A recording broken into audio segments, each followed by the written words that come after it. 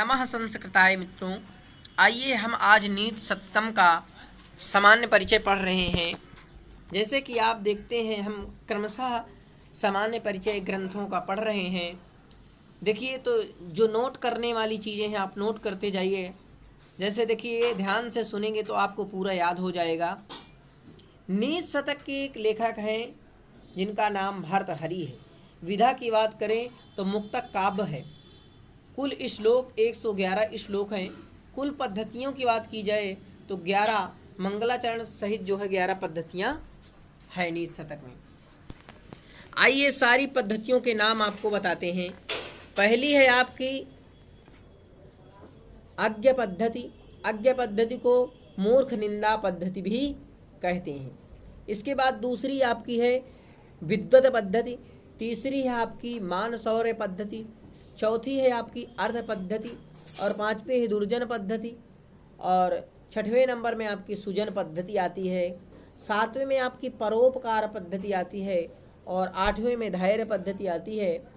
नौवें में आपकी दैव पद्धति आती है और 10वें में जो है कर्म पद्धति आती है। तो देखिए मुक्तक का लक्षण है पूर्वापर निरपे। पूर्वापर निरपे छड़ा अपि ही ये निरस चर्वणा क्रियते तदेव मुक्तमा। इस प्रकार अर्थ प्रकाशन के लिए एक दूसरे की अपेक्षा न रखने वाले स्वतंत्र पद्य श्लोक मुक्तक कहे जाते हैं। नीत शतक में वर्ण विषय को 11 पद्धतियों में समाहित किया गया है। भर्तृहरि ने नीत शतक में ब्रह्मा की स्तुति के पश्चात मूर्ख निंदा से ग्रंथ का आरंभ किया है।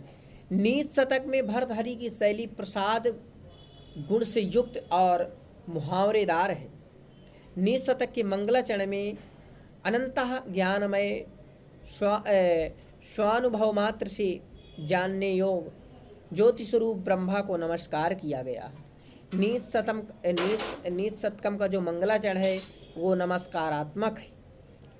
मंगलाचरण है दिक्कालादिनमो छिन्नांत चित्तमान मूर्तये।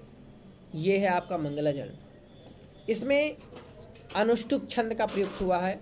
विद्वानों के ईर्ष्याग्रस्त होने तथा राजाओं के राजमद से चूर होने के कारण और शेष लोगों के अज्ञानता के कारण भर्तृहरि का ज्ञान उनके शरीर में ही जीर्ण हो रहा है। जीर्ण का मतलब बूढ़ा हो रहा है। अज्ञानी को प्रसन्न किया जा सकता है। देखिए श्लोकों का ये बहुत ही अर्थ है तो आप समझ सकते हैं कि भर्तृहरि क्या क्या बात बताई। इन्हें अपने दिल में उतारते जाइए कि अज्ञानी को प्रसन्न किया जा सकता है, विद्वान को आसानी से प्रसन्न किया जा सकता है, परंतु अल्पज्ञानी को ब्रह्मा भी प्रसन्न नहीं कर सकते हैं। घड़ियाल के मुख से मणि निकाली जा सकती है, समुद्र पार किया जा सकता है, सर्प को पुष्प के सदृश सिर पे धारण किया जा सकता है, परंतु दुराग्राही मूर्ख को नहीं समझाया जा सकता। और आगे देखिए बालू से तेल मृग तृष्णा से जल। बालू से तेल नहीं निकल सकता है और मृग तृष्णा से जल भी नहीं निकल सकता है, लेकिन भर्तृहरि कह रहे हैं कि बालू से भी तेल निकाला जा सकता है, मृग तृष्णा से जल को निकाला जा सकता है, खरगोश के सिर पर सींग प्राप्त हो सकते हैं, परंतु दुराग्राही मूर्ख को प्रसन्न नहीं किया जा सकता। विधाता ने मूर्खों के लिए एकमात्र मौन को ही आभूषण बनाया है। तो देखिए प्रश्न बन रहे हैं आपसे और ये प्रश्नों को आप नोट कीजिए कि विधाता ने मूर्खों के लिए कौन सा आभूषण बनाया है, तो मौन रूपी आभूषण बनाया है। पंडितों के संपर्क में आने पर अल्पज्ञ का दुराभिमान दूर हो जाता है। क्या पंडितों के जब संपर्क में आते हैं अल्पज्ञ तो उनका अभिमान जो है दूर हो जाता है। मनुष्य की घृणास्पद हड्डी को चबाता हुआ कुत्ता सामने खड़े देवराज से हड्डी छीने जाने का संदेह करता है।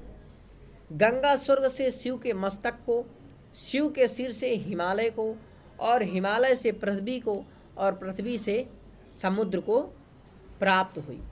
इस प्रकार विवेक भ्रष्ट व्यक्ति का पतन सैकड़ों प्रकार से होता है। अग्नि जल से सूर्य ताप छाते से, हाथी अंकुश से, बैल व गधे दंड से नियंत्रित किए जा सकते हैं। मूर्खता की कोई औषधि उपाय नहीं है।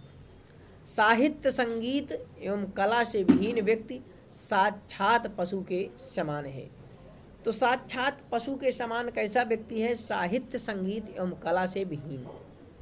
विद्या, तप, दान, ज्ञानशील, गुण और धर्म से विहीन व्यक्ति पृथ्वी के भार स्वरूप है और मनुष्य रूप में पशु है।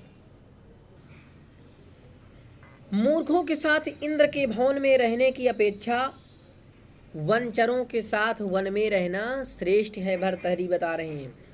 सत कवियों की अवमानना से राजा की मूर्खता प्रकट होती है।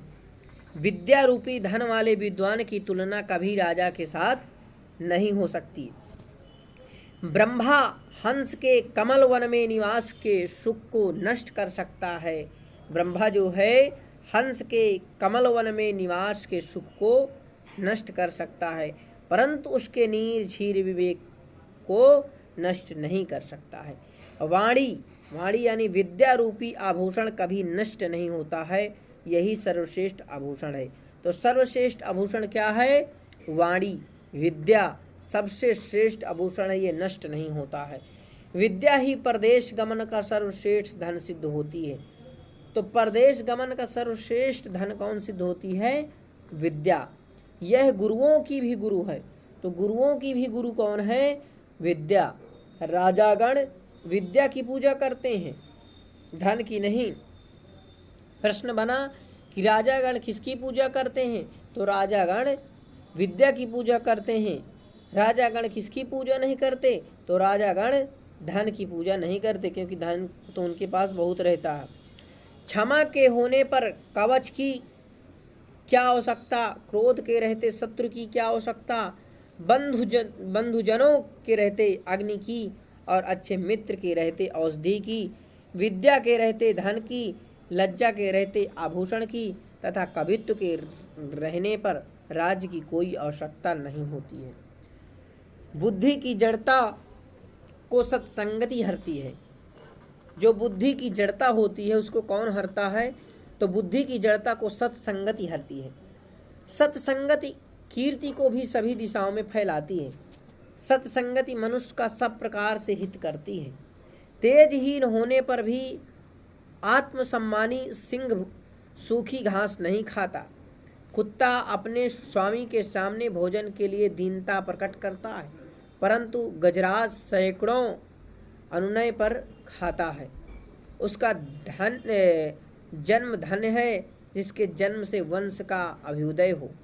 आयु निश्चित ही तेजस्विता का हेतु नहीं है।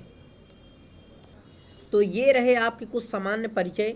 तो आप इन्हें नोट कर लीजिए, स्क्रीनशॉट भी ले लीजिए और अच्छे से इसकी तैयारी कीजिए। यहीं से मैं अपनी वाणी को विराम देता हूं और आप संस्कृत का ज़्यादा से ज़्यादा प्रचार कीजिए, मैं यही आपसे निवेदन करूंगा, क्योंकि संस्कृत को विश्व में एक बार फिर से उजागर करना है और यह आप ही कर सकते हैं। अगर एक व्यक्ति भी इस वीडियो को अंत तक देखा है और वो 10 लोगों के पास शेयर कर दिया तो भी संस्कृत का हमारे बहुत बड़ा उपकार और प्रचार हो जाएगा। नमः संस्कृताय मित्रों।